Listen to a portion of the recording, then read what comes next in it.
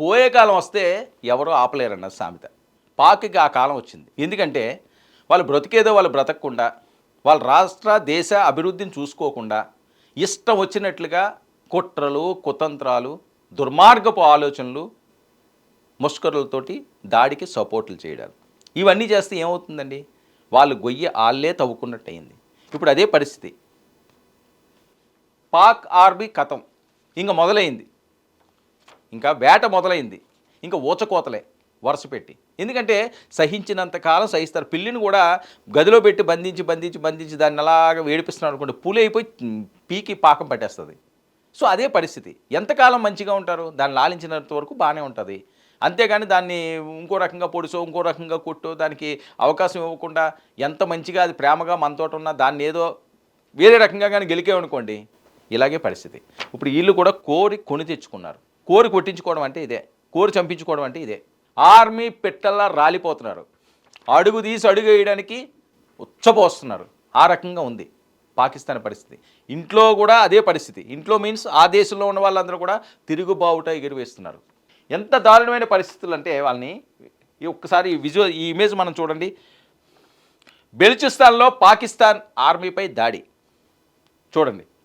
ఇదిగో ఈ ప్రాంతం వాళ్ళు వెళుతుంటే ఇక్కడ ఈ ప్రాంతంలో పాక్ ఆర్మీపై దాడి చేసిన బెలూచ్ లిబరేషన్ ఆర్మీ అంటే భారత్ చేతికి మంటి అంటుకోకుండా వాళ్ళే పోతున్నారు. ఒక పక్క నుంచి వాళ్ళు వేసుకొచ్చేస్తున్నారు. అందులో భాగంగానే ఇది.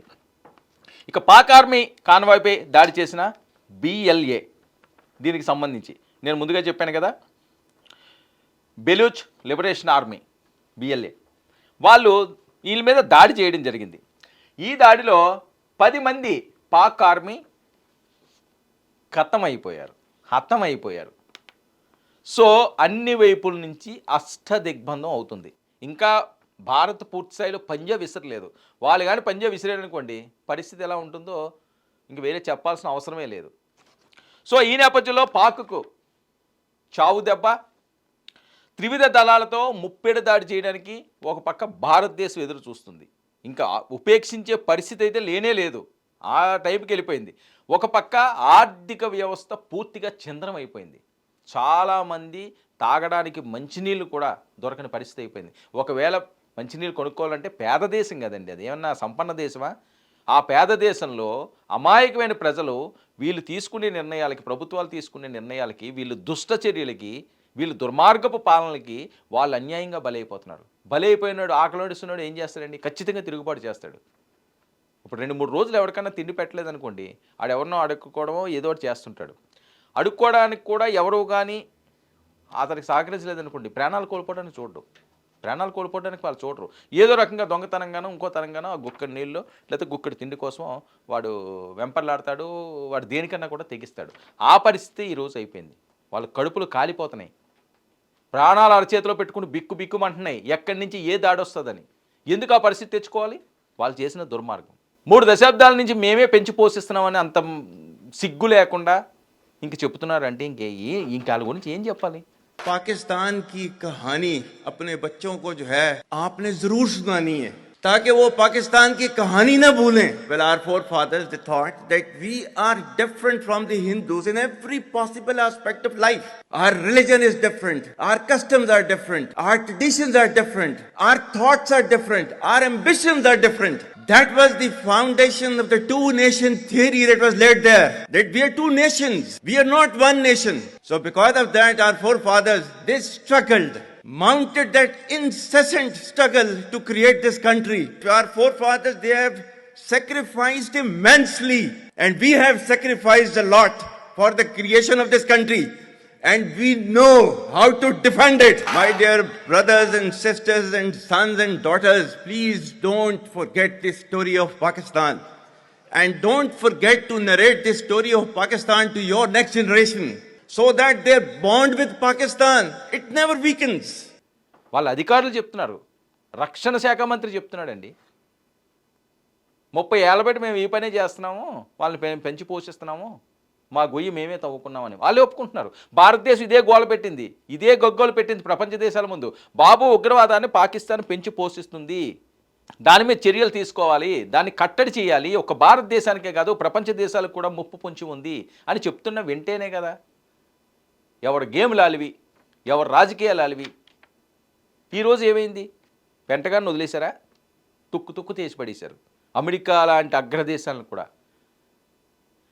అంటే ఎప్పుడు కూడా పాముని పాలు పోసి పెంచకూడదని ఎందుకంటారండి సామెత? ఇందుకే అంటారు. నువ్వు కుక్క పిల్లలను పెంచుకో, పిల్లి పిల్లలను పెంచుకో, లేకపోతే ఇంకో దాన్ని పెంచుకో.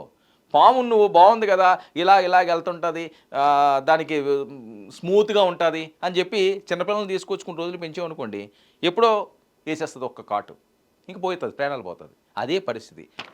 పాక్ పాముతో సమానం. దాన్ని పెంచి పోషించిన వాళ్ళందరూ కూడా ఇప్పుడు పశ్చాత్తాప పడుతున్నారు. పరిశ్రమ ఏముంది? దాన్ని పెంచనేలా, పొడిపించుకోవడమేనా? ఇది కదా ఆలోచించాల్సింది. అసలు ఎందుకు పెంచాలి? ఎవరు తప్పు? అది పెంచినోళ్ళు తప్పు, శిక్ష అనుభవించు. కానీ భారత్కి జరిగిన ఈ అటాక్ అంత ఈజీగా వదిలే పరిస్థితి కాదు. భారత సత్తా ఏంటో చూపిస్తుంది. దేశం రక్తం ఉడుకుతుంది. కోట్లాది మంది ప్రజల్లో 100 కోట్ల పైబడిన అఖండ భారతదేశం ఇది. అంత ఈజీగా వదిలే పరిస్థితి లేదు. త్రివిధ దళాలతో ముప్పిడి దాడికి మొత్తం మోహరించింది. పాక్కు కోలుకోలేని దెబ్బ ఒక పక్క బెలూచి నుంచి కూడా వస్తున్న నేపథ్యం. ఇక కుప్పకూలిన ఆర్థిక వ్యవస్థ ముందేనే ప్రస్తావించడం జరిగింది. పాక్లో ఆకలి దాడులు, ఆకలి కోసం కొట్టుకునే పరిస్థితి వచ్చేసిందని. అంత దారుణమైన పాలన సాగిస్తున్నారు వాళ్ళు. అవి ప్రభుత్వాలు కాదు, అదొక అరాచక పాలనలు. ఇప్పుడిప్పుడో పురాణాల్లో ఎక్కడో చదివాడు, వాళ్ళు అలా ఉండేవారట కదా, వీళ్ళు ఇలా ఉండేవారట. అది ప్రత్యక్ష సాక్ష్యంగా ఈరోజు పాక్లో జరుగుతున్నవి. అంత దారుణాలు, అంత అన్యాయాలు. ఇక్కడ భారతదేశంలో ఉన్న వాళ్ళు ఎంత ప్రశాంతంగా ఉంటారండి? ఏదో చిన్న చిన్న ఘర్షణలు ఎక్కడన్నా ఇంట్లో అన్నా అవుతాయి, కానీ అక్కడ అలా కాదు కదా. వాళ్ళు నవ్వమంటే నవ్వాలి, ఏడమంటే ఏడాలి, వాళ్ళు బతకమంటే బతకాలి, వాళ్ళకి నచ్చపోతే చంపేస్తారు. ఎవడిచ్చాడండి అధికారం? ఒక మనిషిని ఇంకో మనిషి చంపడానికి ఏ ప్రపంచంలో ఎవడిచ్చారు? ఏ ప్రభుత్వం ఇచ్చింది అధికారి? ఏ భగవంతుడు చెప్పాడు? ఏ గ్రంథం చెప్పింది ఒక మనిషిని చంపాలి అని? దుర్మార్గపు ఆలోచనలు. అందుకనే ఈ గతి పడుతుంది. సైనికులను గొక్క తిప్పుకోకుండా దాడులు చేస్తున్న నేపథ్యం. ఒక పక్క వాళ్ళు వేసేస్తున్నారు, ఇంకొక పక్క బార్డర్ అంతా కూడా గస్తీ పెట్టేశారు. 360 డిగ్రీస్లో మొత్తం అంతా కూడా కార్నర్ చేసేసింది భారత్. ఇంకా ఊపిరి పీల్చుకుంటే పరిస్థితి లేదు. బెంబేలు ఎత్తిపోతున్నారట, బంకర్లో పాడిపోతున్నారట. अगर तू पानी बंद करेगा इंशाअल्लाह हम तेरी सांस बंद करेंगे, इन दरियाओं में फिर खून बहेगा. ప్రధానితో సహా, ఆర్మీ చీఫ్తో సహా వాళ్ళే ఉంది. వాళ్ళు ఏదో ఎక్కడో దగ్గర దాక్కోవడమో ఏవో ఫెసిలిటీస్ ఉంటాయి. పోయేది అందరూ కూడా అమాయకులు కదా. అందుకనే భారత్ కూడా ఆలోచిస్తుంది. అమాయకమైన ప్రజలు అన్యాయం అయిపోతారు కదా, పాపం వాళ్ళేం తప్పు చేశారు ఈ దుర్మార్గుల వల్ల, వాళ్ళు చేసిన పాపం ఏంటి అని. అందుకనే వాళ్ళు తప్పులు వాళ్ళే తెలుసుకునే విధంగా అక్కడ ప్రజలే వాళ్ళ మీద దాడులకు పాల్పోయే పరిస్థితి, పరుగులు పెట్టించే పరిస్థితి. ఇక మిసైల్స్తో భారత్ సరిహద్దుల్లో ఇప్పటికే పూర్తి స్థాయిలో మోహరించింది.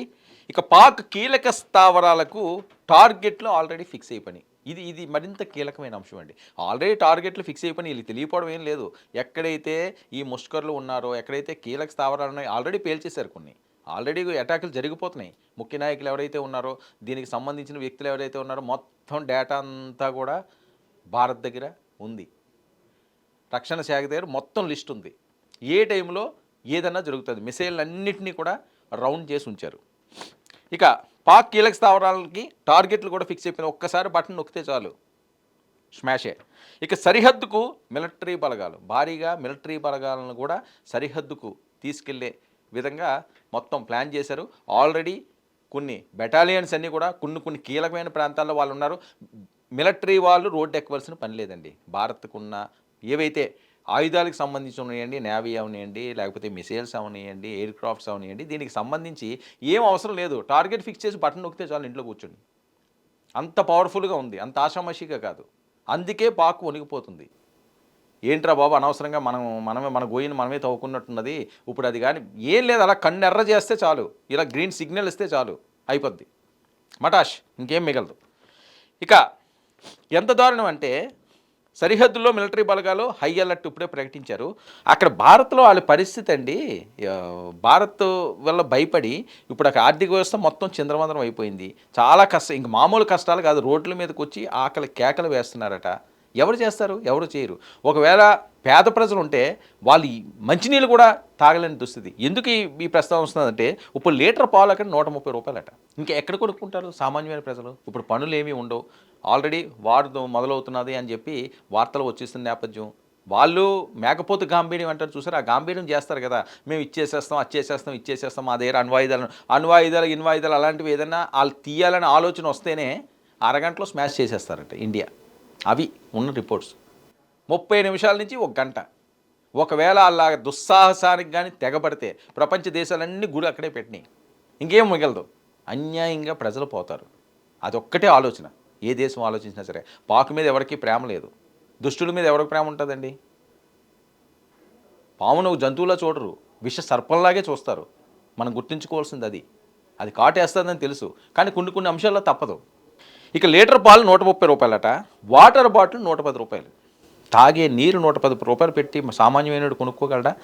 బ్రెడ్ ముక్క ఆకలి నింపుకోదామని బ్రెడ్ కొంటే మన దగ్గర ఎంత ఉంటుంది? 5 రూపాయలు 10 రూపాయలు ఉంటుంది. అక్కడ 300 రూపాయలు, 300 రూపాయలు బ్రెడ్ అట. మరి ఏం చేస్తారు ఆకలి కేకలు వేయక?